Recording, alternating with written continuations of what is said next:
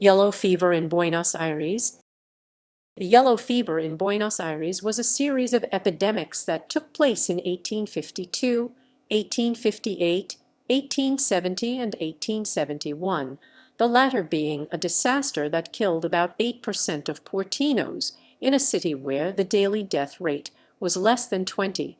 There were days that killed more than 500 people.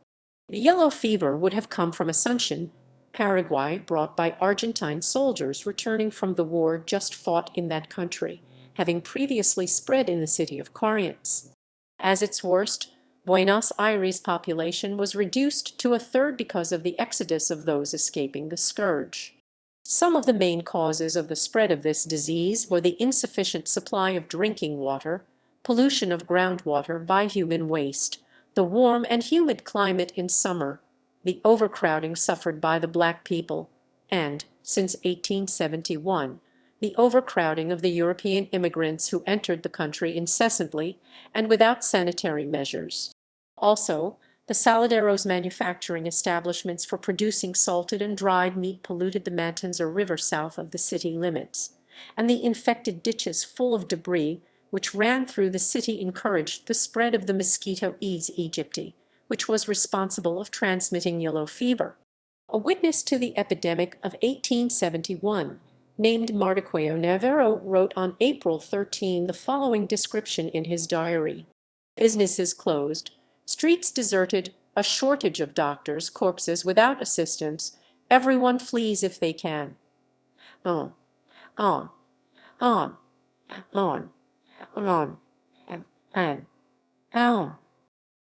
Outbreaks of yellow fever before 1871.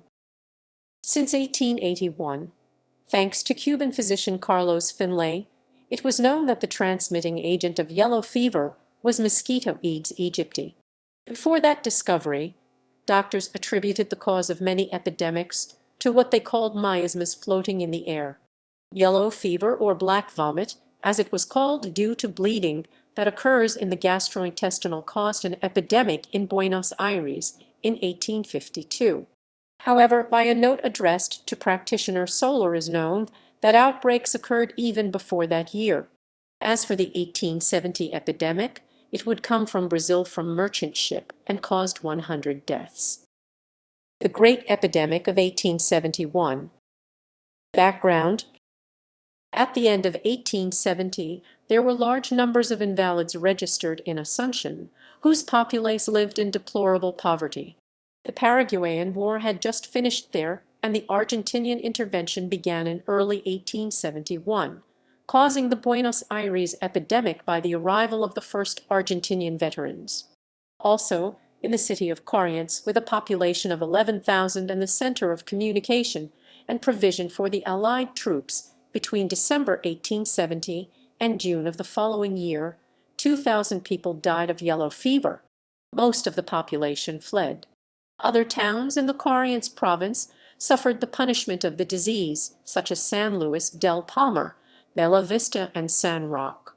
In 1871, the national government convened in Buenos Aires, presided over by Domingo Faustino Sarmiento, with Buenos Aires province represented by Emilio Castro, and Narciso Martínez de Haas presided over the municipal government. The city, situated in a plain, had no drainage system nor running water. Hygiene was very precarious, and there were many focuses of infection, such as the slums, which lacked basic hygiene standards and were crammed with poor black or European immigrants, and the creeks, south of the city limits, which had become a sink for sewage and waste dumped by salting and slaughterhouses along their coasts. As it had no sewerage system, human waste collected in cesspools, which contaminated the groundwater and hence the wells, one of the two major sources of the vital element for the majority of the populace. The other source was the Rio de la Plata, from which they extracted water by carts, with no process of sanitization. The filth and waste were used for leveling the terrain and streets in a city growing rapidly, mainly due to the influx of migrants.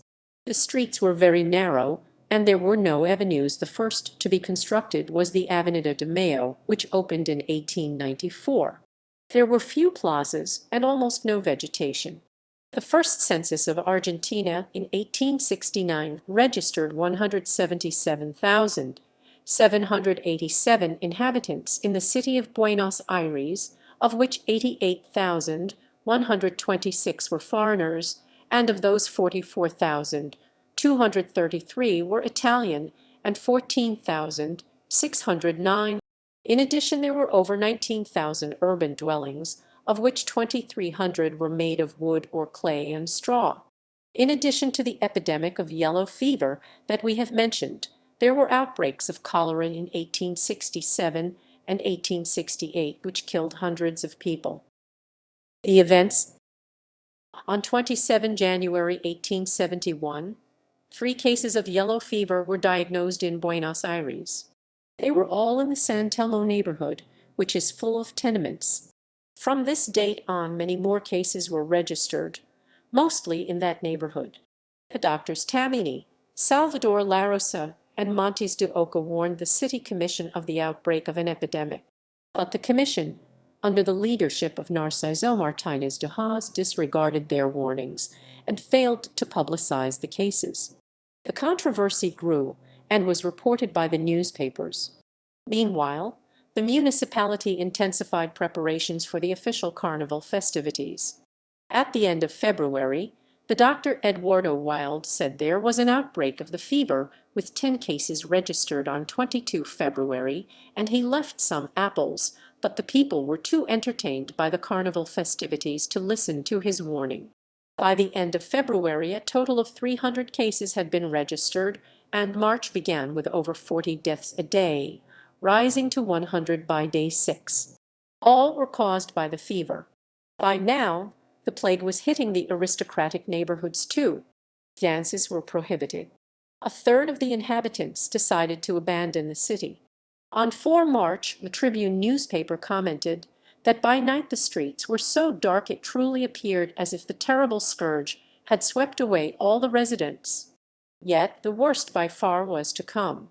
The General Men's Hospital, the General Women's Hospital, the Hospital Italiano, and the orphanage were all overwhelmed. So they created other emergency centers, such as the Lazaretto de San Roque, the Hospital Ramos Mejia today, and others were rented privately.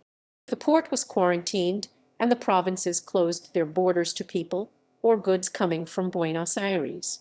The municipality was unable to endure the situation, so on 13 March, thanks to a newspaper campaign started by one Evaristo Carriego, although not Evaristo Carriego, the journalist and poet, as he was not born until 12 years later. Thousands of neighbors congregated in the Plaza de la Victoria, Plaza de Mayo today, to design a people's commission. On the following day, it was decided that the lawyer José Roque Perez should be its president, with the journalist Hector F. Verla as his deputy. Other members included the national vice president Adolfo Alsina, Adolfo Argerich, the poet Carlos Guido y Spano, Bartolome Mitre, the canon Domingo Cesar, and the Irish-born priest Patricio Dillon, who died in the epidemic and was named Carriego, who affirmed that even when so many are fleeing, that there are even some who stay in this place of danger to hell. Among other things, the commission's function was to take charge of the streets and those who lived in places affected by the plague, and in some cases was sent to burn their belongings. The situation was more tragic when those evicted were humble immigrants unable to speak much Spanish, and were therefore unable to understand why such measures were being taken. The Italians, who were the majority of the foreigners, were in parts unjustly accused by the rest of the population of having brought the plague from Europe. Around 5,000 of them applied to the Italian consul to return, but the quotas were very small, and many of those who embarked died offshore. As for the black population, they lived in miserable conditions, which resulted in them being hit harder by the plague. Also, it is said that the army surrounded the zones where they lived and did not permit any movement into Barrio Norte, where the whites were trying to escape the epidemic. They died in huge numbers and were buried in mass graves. By the middle of the month there were more than 150 deaths per day, rising to 200 by 20 March. Among the dead were Luis J. de la Pina, teacher and former minister of Justo José de Urquiza, the former deputy Juan Agustin Garcia, the Dr. Ventura Bosch, and the painter Franklin Rawson. Others who died were the doctors Francisco Javier Muniz, Carlos Keene, Adolfo Argerich, and on 24 March, the aforementioned president of the People's Commission José Roque Perez, who had written his will upon taking office because of the certainty of catching the plague and dying. The President Sarmiento and his deputy, Adolfo Alsina, abandoned the city. As the national and provincial authorities fled the city, the secular and regular clergy remained in their posts and conformed to their evangelical mandate. However, the fact is highlighted by Mardoqueo Navarro in his diary that it was as the Sephardic Mosaic cult had taught. Of the 292 city priests, 22% died, compared to the 12 doctors, 2 practitioners, 4 members of the People's Commission, and 22 members of the Council for Public Hygiene, as given by George Ignacio Garcia Cueva in his writing. There is only one plaque on the Park Florentina Aemhino monument, which records the victims buried there, listing 21 with the title priest and 2 titled Sister of Charity. The Order of Sisters of Charity added reinforcements from France to help with the emergency, and also others from their congregations. The fever took 7 of these nuns. Their parishioners were the doctors, the sufferers, and the workers of the People's Parish Commission. Municipal regulations obliged the priests to issue grave licenses and medical certificates in addition to their evangelical work. As Ruiz Morno points out in the historical plague of 1871, the priests weren't let off. The city only had 40 funeral carriages, so coffins were piled up in corners waiting for the carriages to pick them up as they traveled along their fixed routes. Due to the huge demand, they added the plaza carriages, who charged excessively. There was the same problem with daily prices of medicines, which in reality weren't much help for relieving the symptoms. Each day there were more deaths, including the carpenters, so they stopped making coffins from wood and started wrapping the corpses in drapes instead. For the rest, the garbage carts were called into funeral service, and they began using mass graves. Looting and assaults on citizens increased. There were even cases where thieves disguised themselves as invalids to gain entrance to hospitals. They formed Commission No. 14, under Commissario Lisandro Suarez, to combat the incessant criminal activity. They patrolled the streets day and night. In the South Cemetery, situated at the entrance to what is now Park Aemhino in the Avenida Caseros, the capacity of 2,300 was overwhelmed. So the municipal government acquired 7 hectares in the Chacarita de los Colegios, where the Park Los Andes is today, which has been La Chacarita Cemetery since 1886.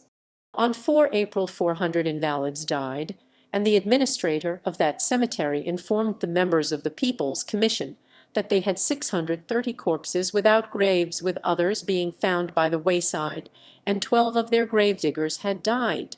In the nights, Hector Verla, Carlos Guido Spano, and Manuel Bilbao, among others, took the decision to officiate at burials and rescued anyone from the mass graves who still showed signs of life, including a richly dressed French lady. On 9/11 April, over 500 deaths were registered daily, reaching the peak of the epidemic on 10 April with 583 deaths, compared to the normal rate before the epidemic of around 20 deaths per day. The Buenos Aires Western Railway extended a line from the Avenida Corrientes down to the cemetery and started running a train for the dead. The track started at the station Bermejo, located in the southwest corner of the street of the same name Jean Jaurès today, where it joined the avenue. There were 2 other corpse pickup points in addition to the one at Bermejo. These were at the southwest corner of Corrientes with Medrano, and the southeast corner of Corrientes with Scalabrini Ortiz, now called Camino Ministro Inglés. The authorities, who had not abandoned the city, provided railway wagons as emergency living quarters in what is now Greater Buenos Aires, and offered people free tickets to get out there. The People's Commission recommended that people should leave as soon as possible. On the aforementioned date of peak death, 10 April, the national and provincial government decreed a holiday until the end of the month. Then the count began to descend, perhaps helped by the first frosts of winter, falling to 89, but at the end of the month there was a new peak of 161, probably caused by the return of some people from the earlier evacuation. This in turn led to a new flight. The month ended with a total of 8,000 deaths. The deaths reduced during May, and by the middle of that month the city had returned to normal activity, and by the 20th the Commission ended their activity. On 2 June, there wasn't a single case registered. The scourge of black vomit never returned to the city. The consequences: in total, 60 priests, 12 doctors including some with a distinguished career such as Manuel Argerich and Francisco Javier Muniz, 22 members of the Commission of Hygiene and 4 of the People's Commission gave their lives for their citizens. It's difficult to establish the precise number of deaths caused by the fever, but it's fairly certain to be between 13,500 and 26,200.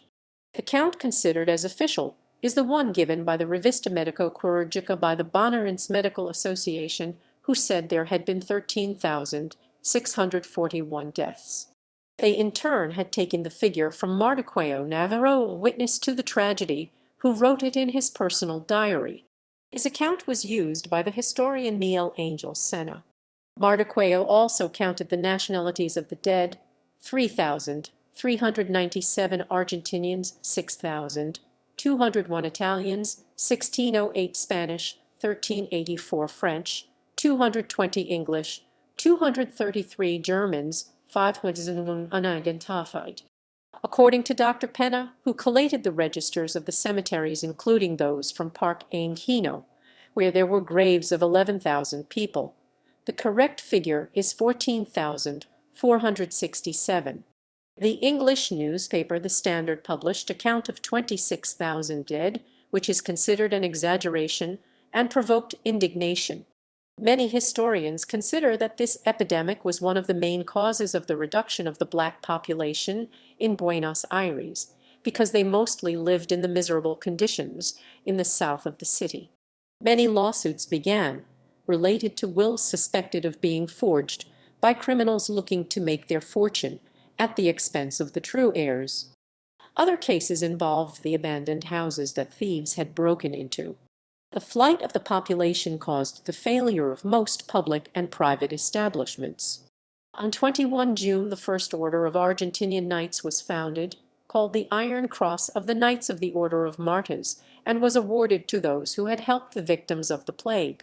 Awareness grew of the urgency of establishing a solution to the problem of obtaining and distributing water clean enough to drink. In 1869, the English engineer John F. La Trobe Bateman had presented a project of running water, sewers and drains, which enhanced a previous proposal of the engineer John Coghlan. These were put into practice, and in 1874 Bateman started construction of the network, which by 1880 provided water to a quarter of the city. In 1873 he started construction of the sewage works. In 1875, until then, most people had just thrown all their waste into ditches and streams. Juan Manuel Blanes, the Uruguayan painter who lived in Buenos Aires, painted in oil on canvas currently in Montevideo called The Episode of the Yellow Fever, reproduced in this article, inspired by one done during the tragedy, probably on 17 March 1871, in Balcarce Street. In it we see a woman on a bristany, dead of the fever, lying across the floor of a tenement. Her son, a baby of a few months, searches for his mother's breast. His father's corpse lies on a bed on the right. The door is open, and through it you can see the doctors Roque Perez Center and Manuel Argerich on the right entering the room. They were members of the People's Commission who themselves died of the fever. The famous picture became an emotional tribute to those who gave their own lives trying. Guillermo Enrique Hudson, the naturalist and writer born in Argentina, wrote a story in 1888 called Ralph Hearn, which goes through the epidemic of 1871. In it he relates the following description. But the years of peace and prosperity did not delete the memory of that terrible period when during 3 long months the shadow of the angel of death extended over the city of the nice name, when the daily harvest of victims were thrown together, old and young, rich and poor, virtuous and villains, to mix their bones in a communal grave, when each day the echo of footsteps interrupted. In 1884, fearing the appearance of a new outbreak, the doctors José María Ramos Mejía, Director of Public Assistance, and José Pena, Director of the Casa de Aislamiento, now the Hospital Muniz, decided to cremate the body of a Pedro Doime, who had been affected by the yellow fever. That was the first cremation to take place in Buenos Aires. Only one monument, erected in 1899, exists today in the city to commemorate the victims of the worst tragedy, in terms of number of victims, to hit Buenos Aires. It is situated in what was the South Cemetery, which, as we have said, is now Angino Park, in the place where the cemetery administration took place. One of the inscriptions there reads, "The people of Buenos Aires who fell victim due to the yellow fever epidemic of 1871. Notable people. Notable people who died during the epidemic were Sinforoso Amodo, MD, Manuel Argerich, MD, Lucio Norberto Mansilla, General and Governor, Francisco Javier Muniz, MD, Franklin Rawson, Painter, Ernesto Tornquist, Entrepreneur,